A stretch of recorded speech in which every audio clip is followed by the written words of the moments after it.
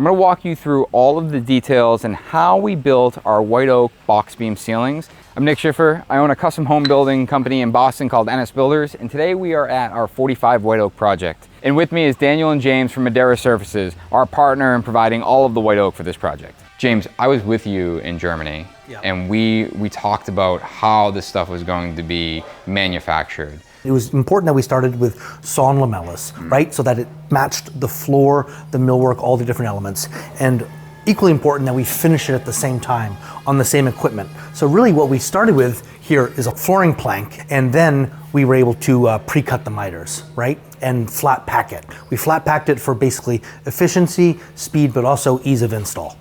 But really important that we use the exact same wood, and we actually thought about, the underside of the beams, using more rift material, and the sides being more flat sawn material to basically create that as accurate as possible box beam. We're talking about lamellos and lamellas, and I think it's important to note that lamella is a sawn veneer rather than a sliced veneer, which is something that is common in the veneer space. That's the way that our floor is manufactured. It is a sawn material, which makes a big difference when it comes to finishing.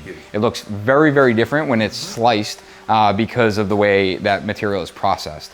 And then lamellos is actually the plastic, essentially biscuit joint, which is a mechanical connection, which you guys use in all the miters. So I just want to make sure we're specific on that. Forget shipping, forget the finishing. What's the easiest thing for us? Hey, make them C-shape, we'll slide them up onto the framing. We knew going into it that was going to be difficult. We knew that the tolerances on the ceiling were zero. We had no additional extra material. We had no tolerance in the framing. These box beams actually wrap the framing. And a huge oversight kind of in the process is that we actually mismeasured our I-joist. And that's just being very truthful and honest. And we expected to slip these on and they would connect. And unfortunately, we actually had to take the sides and mill them down. And that's a mistake that we had to accept. Thinking back, if we had those as C-shaped boxes, we would have been screwed. You would have to open it up. We would have opened up and create a ton of damage, right? The one thing that we played over and over in our head is, well, we have this valance that goes around the room. We got to leave one side loose so we can slide it up and then we can hug the other one tight. Ultimately, we set the valance tight and then, the guys cut them perfectly. Cut them perfectly. And because you were actually creating the miter on site, if you only have 0.6 millimeters, which is your typical slice veneer, right?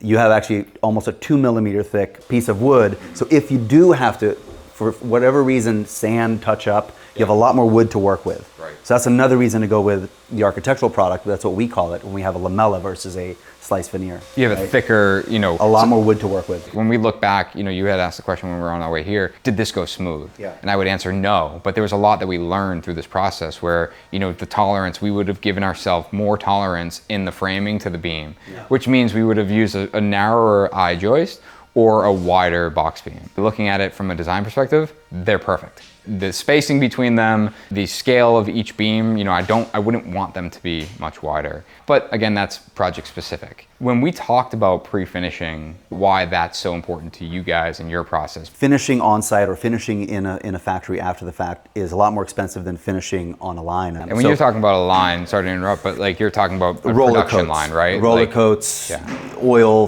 there's a lot more speed to the finish, especially as you get into more complex finishes. 6, 7, 8, sometimes 10 layers of finish, different treatments. The more complexity you add to the finish, the more expensive it gets to do, on site, in a small shop, spray, etc. Besides that, we want to be able to control the final look of each product. So when we finish everything in one place, we can look at it before we ship it out. We can actually identify anything that might be, slightly off.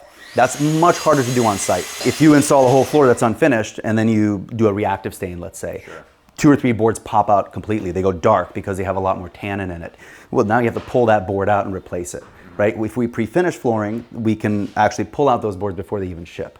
So there's a lot more control that we have during the QC process when we pre-finish. And the other thing is, if we finish the floor, for example, maybe we do the ceiling because that's a tongue and groove product. But then we ship the beams and doors or cabinet fronts or the veneers unfinished. It's very challenging for a mill worker to match that finish exactly. And And it's not, sorry to interrupt, it's not just the color, it's also the sheen level, right? Sure. And Sheen it's the level is a touch big in the one. hand. I was gonna say, it's not even just the sheen, it's it's the hand. I The brush, the touch, everything about And it. that was, so you guys provided us with all the lamellas for our millwork. So Materia built all the cabinetry here, and we talked about pre-finishing the doors and ordering the doors, and we just ultimately said it didn't make sense. There's too much work that we still had to do and finish. And we worked, best finisher, are in this area that came and had to match it. And it looks like it would be an easy thing to match. Sure. And we went through iteration after iteration, and it didn't even come down to the sheen or color. It came down to what it felt like. And it was like, did we brush it enough? Right. When you're dealing with a lamella, you're dealing with a wood that has not been compressed. Yep. So you have those soft areas that you can brush out and get that texture. And that's a big that makes a big difference, especially from an architectural standpoint of what this stuff looks and feels like. And really, we're building at a extremely luxurious level. We want that material to have hand. Yeah. And then from there, you actually have what is essentially your flooring product on the ceiling. Ceiling, but it's thinner. It's a different construction. And just explain why that's important. From a ceiling perspective. It's important or valuable in terms of just the overall thickness, but also the weight of it and the cost, right? So really what we're doing is we're resawing the thick flooring lamella, right? We're sawing it in half, so getting two different faces from that. So instead of 5 millimeter, you end up with two plus or minus after you sand and calibrate. It's not a floor, so you're not resanding it, so you can get double the yield. In this room, these beams are just about, I think, 17 and a half feet. And then in the other room, they're almost 25. But we have, this valance here is almost 26 feet long.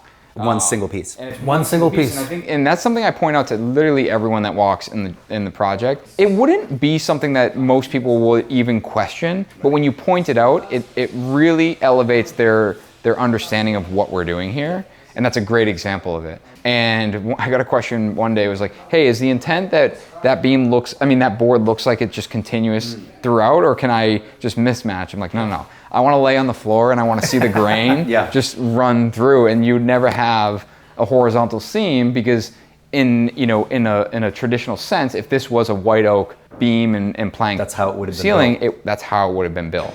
I want to go to the living room because, James, we were on a Zoom call and you actually made that living room 10 times better because of a decision you made. Let me hear it. We were looking at some of the renders for this space, and you had said, what's up with that middle beam? And Vincent was like, what do you mean? And you're like, well, there's a middle beam going down the center of the room. And he was like, oh, well, we need that because this room is 25 feet long. And James said, what if I can do 25-foot pieces? I've had And I was like, so many times. let's do it. These are the details that you point out and realize this is what elevates the space. This isn't a detail that is easy to come by, especially when you're domestically sourcing material. And that was something that we talked about. That's something we ran up against. I don't know how to do it. I don't think it can be done. I think logging in this country, they're not cutting logs to this scale. You need such an incredible piece of timber to get a 26-foot box beam net out of. And think where you're starting. And there's so many things that interrupt that. My understanding, in North America, the number one white oak use is wine. Yeah, cooperage. So they're cutting them. Or veneer logs, 10 footers, 12 footers max. Right. And the other thing is, okay, you got the tree, you cut it down, but who's going to kiln dry it? Right. So now you need a kiln that can fit a 24 footer, which for hardwoods you don't really find a lot of because no one's really doing it. And so there's really just, and this is why we work with the partners that we work with. They've been doing this for, decades, if not hundreds of years. And so all of their equipment, all of their facilities are set up to go up to, we can go up to 39 feet. Yeah. Right. So it's really what can fit inside of a container. And the truth is, we're only limited by shipping. We can, in theory, get a high cube. We could get a high cube container. And go longer. But I believe we can kind of cap out more around 50, 52, 55. I think we decided that we're going to build everything in 39 feet. Moving forward. When the team is on site and they're installing it, these guys painstakingly did beam by beam. And I think, truthfully, just to give you guys some reference, this room here took about, I think it was 4 or 5 weeks for 2 or 3 guys. And a lot of that had to do with the difficulties that we created by making our tolerances 0. And also telling them when they asked me how many extra pieces we had, and I said we had 0, they were like, all right, we're shifting down a gear and we're going to take our time. We're doing beam by beam and making sure that this is done correctly.